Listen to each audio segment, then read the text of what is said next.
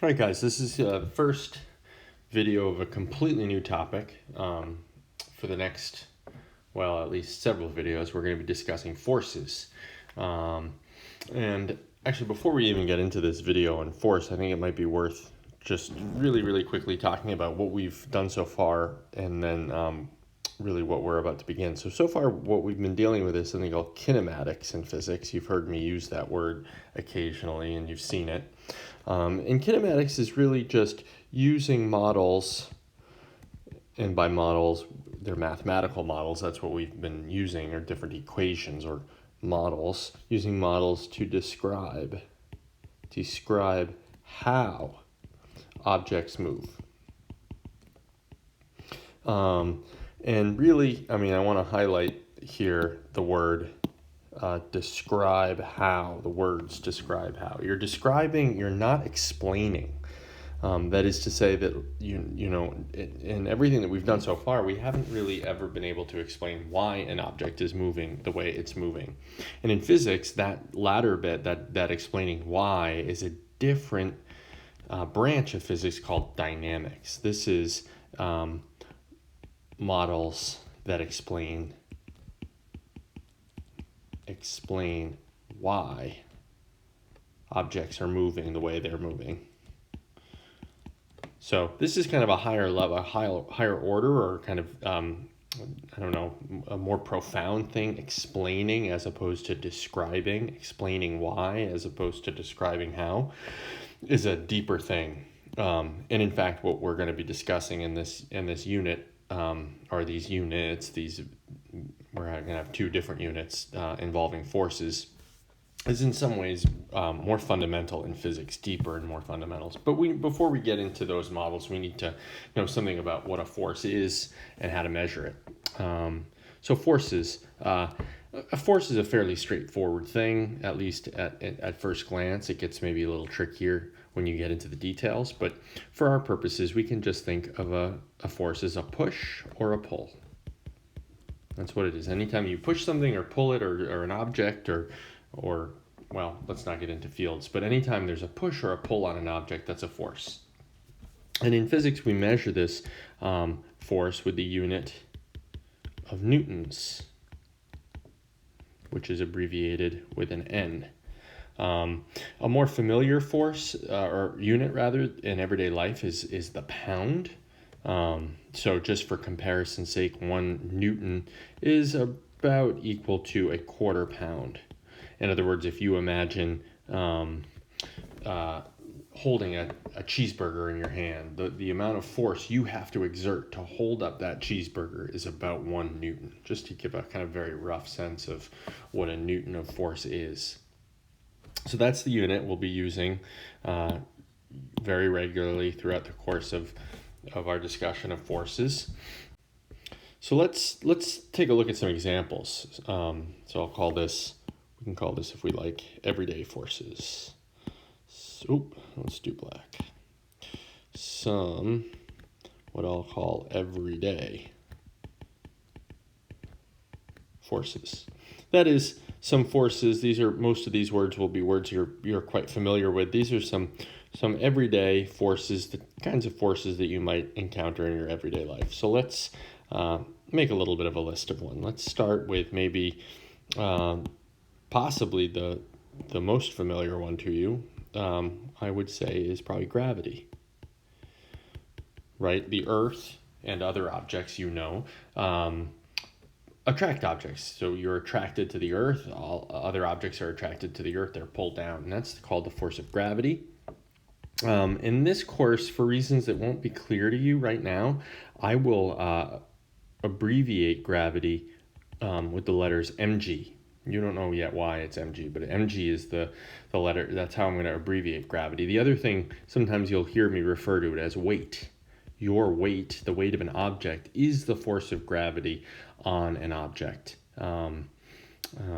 which is distinct from mass, by the way. And actually, we haven't really discussed this, so maybe I'll just do a really quick aside. Mass is not a measurement of the force of gravity. Mass is just a measurement of the amount of stuff in an object, matter in an object. So for instance, if I brought you into outer space, you'd be weightless, but you would have the same mass because you have the same amount of stuff in you. So weight is the force of gravity that acts upon mass, but mass is just a measurement of the amount of stuff. So gravity depends on where you are, one planet to the next. The amount of gravity or the weight would change, but the mass does not. So gravity is a really common one. Let's come up with some other common forces that we might talk about. Another one that's probably not familiar actually is something called the normal force, which I'll abbreviate here, F sub n. That's F for force and n for normal. And normal, the word normal doesn't mean what you think of normal in everyday life. Normal in everyday life, you use that word to mean like something that's not out of the ordinary, right? But in physics and in math, normal means perpendicular. So this is just a force that's perpendicular. This symbol right here just means perpendicular to a surface. And I think when we do some examples, you'll see what I mean by that. So the normal force is a force perpendicular to the surface, such as, as you sit in your chair, or if you're standing, as you sit or stand, the floor or the chair is pushing up on you to support you, to hold you up. That's a normal force. It's perpendicular to the floor or perpendicular to the seat of the chair. Some other common everyday forces, tension, which I'll abbreviate F sub T. F sub T, force of tension. Tension force is just a force along a string or a rope. It could be a chain, anything like that. It's called a tension force. These are all forces. They're not fundamentally different. They're just different words we use in English to summarize these different forces. Let's think of some other ones. How about air resistance? Which I'm going to abbreviate F sub D. The D is for drag forces or air resistance forces. I realize for some reason I spelled resistance with a D. Hold on. Air resistance is this is just a slowing down force due to air. If you move through air, you have to push those air particles out of the way, and in the process of doing that, those air particles will slow you down. It can be water as well, by the way. We wouldn't call it air resistance if it was water, but it would still be a drag force. Next one's a really important one. That's friction. It's probably another one that you're kind of familiar with. Friction, which I'll abbreviate little f. This is little f. I use capital F for force in general, but lowercase f I'll reserve for friction. And this is a resistance force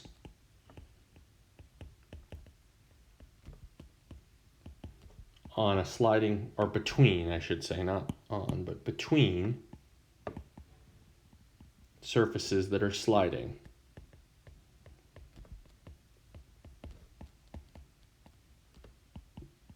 Slide past each other. And the source of this resistance is that all surfaces, no matter how smooth they may seem, all surfaces are going to have little bumps. So if this is one surface, say, right, maybe this is some object, and here's another object, it also has a bumpy surface. And if you try to put these two surfaces, if you try to make it so that one is going one way and the other is going the other way, what's going to happen is these little bumps and ridges are going to get snagged. They're going to catch on one another, and that's going to cause resistance to the motion. And that's what we call friction. Maybe one more thing I would say is there's something called like an applied force. And this is kind of like a catch-all, and I'll write this as F sub A. The applied force is just a force usually applied, I'll say applied by an agent. What that means agent. What that means is just this would be like the force that would be the result of like a person pushing on an object, for instance. That we would call an applied force. So that's kind of a catch-all for any kind of outside force that's due to some kind of a person coming in and kicking a ball, right, or pushing on something. That would be an applied force. And then maybe the last thing, actually, I'll say this is actually not a type of force, but sometimes you'll hear me say the net force. That is abbreviated F sub net. This is, if you think of forces, and they are, maybe I should note this right here, forces are vectors. These are vectors. These are vectors. That means, remember, direction matters. If you add up a whole bunch of vectors, you get a resultant.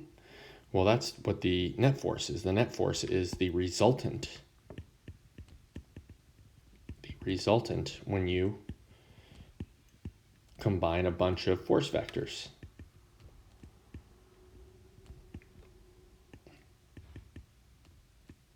And I think that'll become clear to you later. So these are just some abbreviations to kind of be going on with. Just as a quick review here, what do we have? We had gravity, which I'm going to abbreviate mg. We've got the normal force, that's a force perpendicular to a surface, that's F sub n. Tension forces along a string or a rope, or F sub t. Drag forces or air resistance is F sub d. Friction, I'll abbreviate lowercase f. Anytime a person pushes on an object or kicks an object or something like that, we call it the applied force, F sub a. And then the total force, when you combine all of the forces, the resultant is F net. All right, I think that's enough for this first introductory video.